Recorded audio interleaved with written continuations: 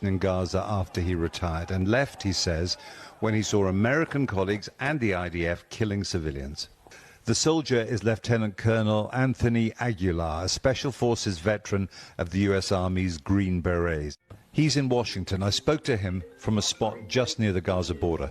I witnessed the Israeli Defense Forces shooting at the crowds of Palestinians.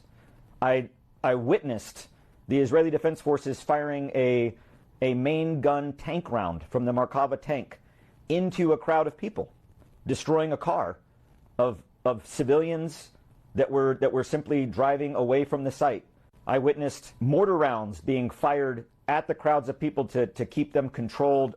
As a professional soldier with a very long career, what was your professional opinion of what was happening? My professional opinion of how the sites were established was what I would describe as amateur. Inexperienced, untrained, no idea of how to conduct operations of this magnitude. That would be my most benign assessment. In my most frank assessment, I would say that they're criminal.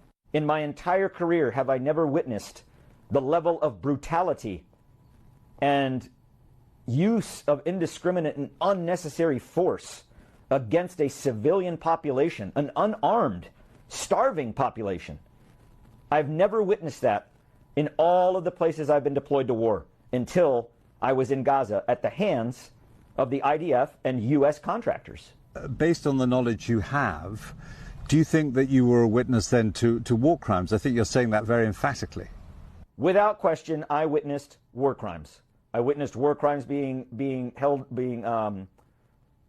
by the Israeli Defense Forces, without a doubt, using artillery rounds, mortar rounds, firing tank rounds into unarmed civilians is a war crime.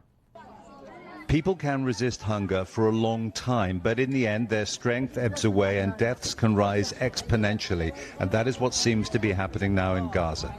Israel insists its forces have not targeted civilians. Now we have eyewitness testimony to add to the considerable evidence that they've done so as a matter of routine.